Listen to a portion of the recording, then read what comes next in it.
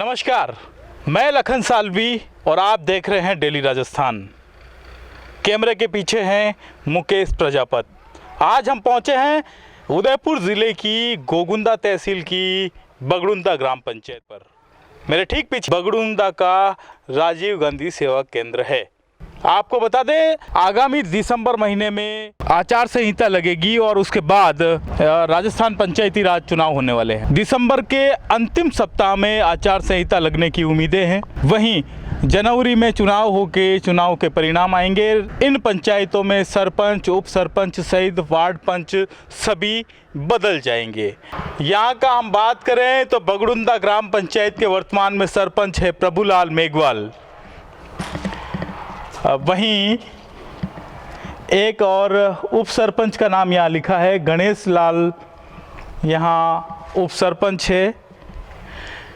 और प्रभुलाल मेघवाल की बात करें तो ये पहले भारतीय जनता पार्टी से बिलोंग कर रहे थे।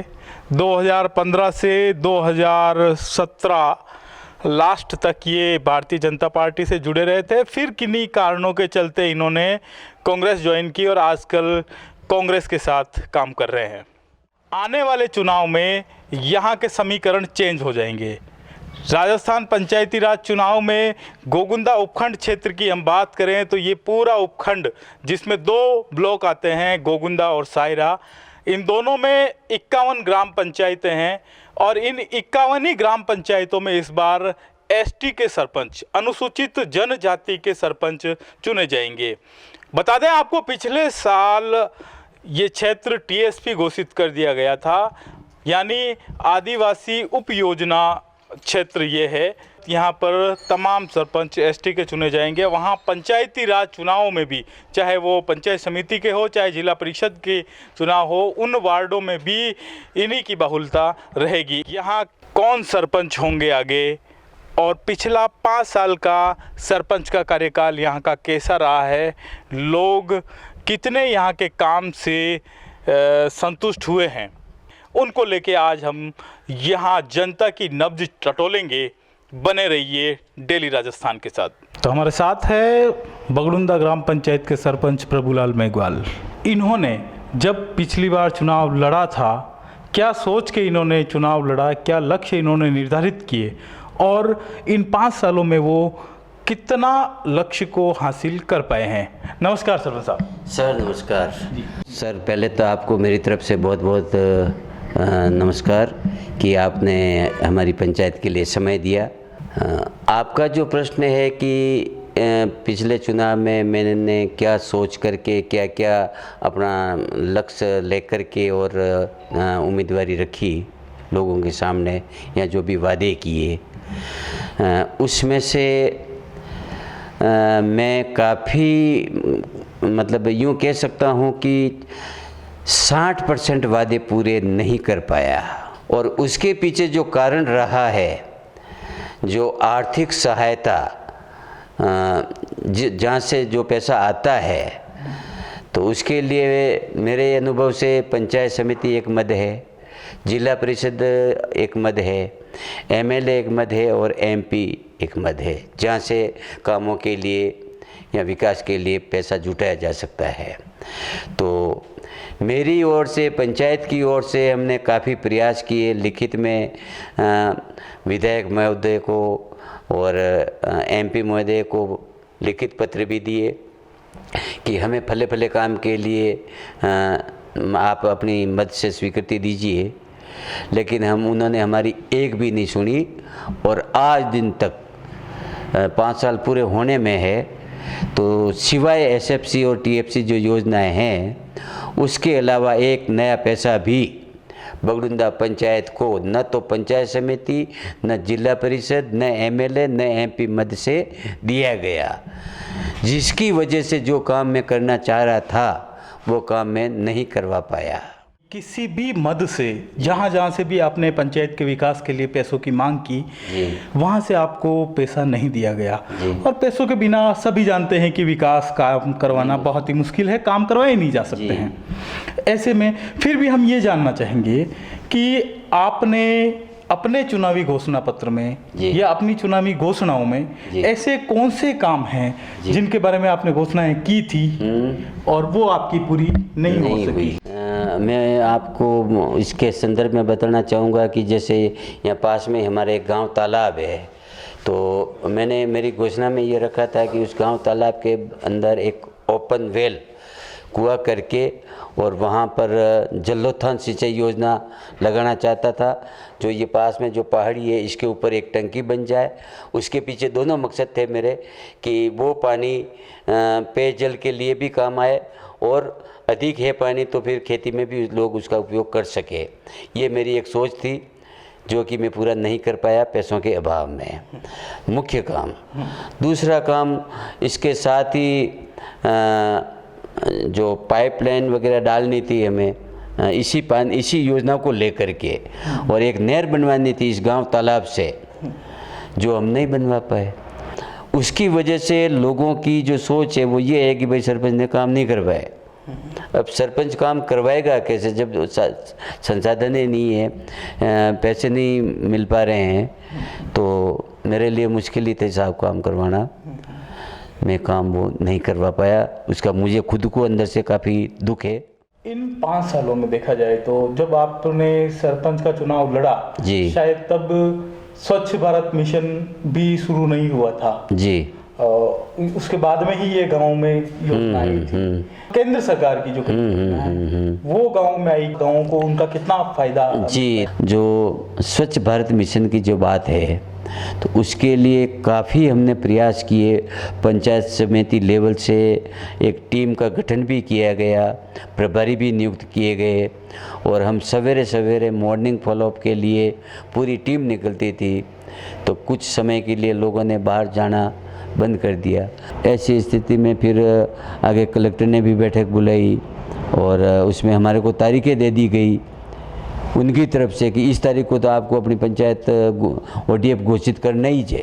तो साहब फिर एक प्रेशर में आकर के हमने जो वो पंचायत ओडीएफ घोषित करवाई, जिसमें स्थानीय उपखंड मजिस्ट्रेट, एसडीएम साहब, तहसीलदार जी, विकास अधिकारी जी, जनप्रतिनिधि में विधायक महोदय, प्रधान महोदय, ये सभी शरीक थे जब ओडीएफ का कार्यक्रम किया गया। लेकिन लोगों की जो आदतें हैं बड़ा स्पष्ट है कि उसमें बदलाव नहीं आया। जिन लोगों को पेमेंट हो चुका, पेमेंट दे दिया गया, उनके घर पर शौचालय बने हुए हैं, फिर भी वो लोग आज भी बोतल या डब्बा लेकर के ही खुले में जाते। क्यों लोग ऐसा करते हैं? क्यों खुले में वो सोच करते हैं? क्या क्या कारण है इसके पीछे? साहब इसके लिए कारण का मैं क्या बताऊंगा। मैंने कहीं एक आध जगह जाकर के देखा भी है, तो लोगों ने शौचालय बना तो लिया लेकिन उसमें गोबर के कंडे भर रखे हैं, कहीं पर कोई दूसरा सामान भर रखा है। उसका उपयोग जिस मकसद से जो बनाया गया है उस मकसद से लोग बाग उपयोग नहीं कर रहे हैं। बल्कि मैं तो कहूँ कि बुद्धिजीवी जो वर्ग है जैसे जैन समाज में, उसमें भी मैंने देखा है कि वो लोग पेमेंट उठाने के बाद में भी घर पर शौचालय होने के बावजूद भी बोतल डब्बा लेकर के खुले में जाते हैं। और मेन समस्या हमारी बस स्टैंड, मुख्य बस स्टैंड से लगा करके ये जो प्राइमरी स्कूल के यहाँ तक रोड किनारे लोग बैठ जाते हैं रात को। अब रात को तो हम मतलब इतनी पंचायत की कोई रोजाना नहीं कर सकते, बात है, कभी कभी कर सकते हैं, लेकिन रोजाना वो मॉनिटरिंग भी नहीं पॉसिबल नहीं है। लेकिन कई बार हम देखें कि शौचालय भी बना दिए हैं, लेकिन कुछ ऐसे कारण होते हैं जिनके चलते वो खुले में जाने पर लोग मजबूर हो जाते हैं। जैसे कई गांवों में पानी की बड़ी किल्लत है। अगर एक परिवार में कोई एक पर्सन जा रहा है तो 8 से 10 लीटर पानी उनको चाहिए होता है। तो क्या यहाँ पे भी पानी का बिल्कुल, ये तो मुख्य कारण है कि पानी का शौचालय के लिए शौचालय बना दिए, लेकिन पानी की व्यवस्था पूरी नहीं है। और यहाँ पर तो यहाँ तक भी किल्लत रही कि गर्मी के दिनों में जो जनता जल योजना है उसका कुआं भी थोड़ा सूख सा गया था, पानी नहीं के बराबर रहा। तो हम जनता जल योजना से करीबन 1.5-2 महीना तक हम सप्लाई नहीं दे पाए थे ऐसी स्थिति में। और फिर हमने टैंकर के लिए लिखा कि भाई टैंकर के द्वारा लोगों को पानी के लिए पेयजल की सप्लाई कराई जाए। आगामी जनवरी माह में चुनाव होने हैं, राजस्थान पंचायती राज चुनाव जी। फिर से पंचायतों में चुनाव होंगे, नए सरपंच नए वार्ड पंच चुने जाएंगे जी। इस चुनाव में आप किस तरीके से भूमिका अदा करेंगे? ये एरिया अनुसूचित क्षेत्र होने के हिसाब से रिजर्व सीटें हैं, पर उसमें महिला और पुरुष होगा। मेरी ये सोच है कि भाई कोई अच्छा अगर पुरुष आता है तो अच्छा पढ़ा लिखा हो, अनुभव रखता हो और लोगों के लिए समय दे सकता हो, लोगों के दुख दर्द की बात को समझ सकता हो, ऐसे लोगों को निर्वाचित करें उसको। और अगर महिला है तो उसके लिए भी गुण तो यही देखने पड़ेंगे हमें कि भाई वो समय दे सके और घर से उसका प्रतिबंध इतना नहीं हो कि भाई वो कोई जा नहीं सकते, न घूंघट निकाले, न उस तरह की वो नहीं, थोड़ा खुलापन भी हो और थोड़े पढ़े लिखे भी हो और गांव के हित के बारे में सोच सके। ये मेरी अपनी सोच है, लेकिन आगे क्या स्थिति बनती है उसके बारे में मैं नहीं कह पाऊँगा।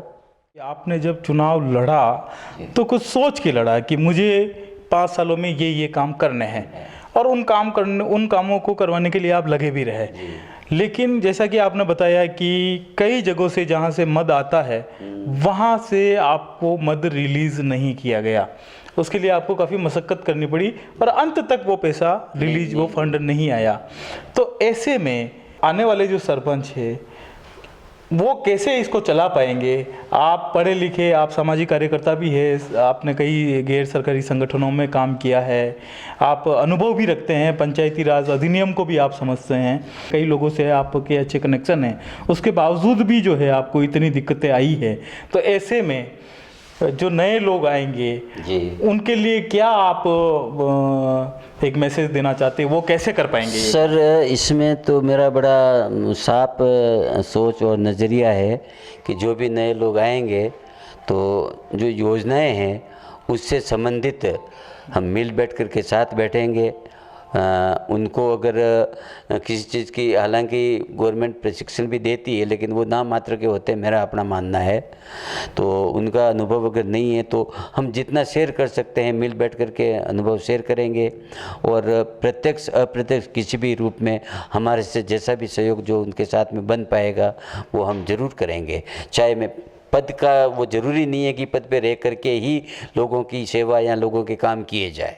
यहाँ पर अगर हम पंचायत समिति सदस्य और जिला परिषद सदस्य का चुनाव, जो आपकी पंचायत जिस वार्ड में आ रही है, तो क्या देखते हैं, क्या उन 2 सीटों के लिए यहाँ पे क्या संभावनाएं हैं कांग्रेस पार्टी के सदस्यों के लिए? सर लोगों ने पिछले इन 5 सालों के अंदर जो देखा है, जो अनुभव है लोगों का, उसको देखते हुए तो कांग्रेस का ही बोर्ड बन पाएगा।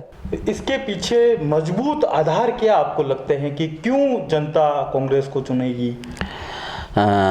एक तो ये है कि वर्तमान पिछले 5 सालों के अंदर जो ब्लॉक लेवल की जो व्यवस्थाएं रही है, जैसे उदाहरण के लिए मैंने बताया है, ऐसे और सरपंच भी हैं जिनके काम नहीं हुए, काफ़ी मीडिया तक भी बातें पहुंची, विधायक महोदय और बीच में और पंचायतों के सरपंचों के लिए भी पेपरबाजी हुई, वो लोगों के दिमाग में है, निकला नहीं है वो चीज़। एक चीज़ तो ये है, और दूसरा उनका किस पंचायत में जहाँ अपने कोई रिश्तेदार है या अपने मिलने वाले हैं, ऐसा भी शायद उन्होंने भ्रांति इस तरह की रखी है, वो लोगों के काफ़ी दिमाग में है। तो उसकी वजह से मैं सोचता हूँ कि लोग 5 साल के अंदर जो देखा है, अनुभव लिया है, उसको दिमाग में रख कर के ही आगे का चयन करेंगे।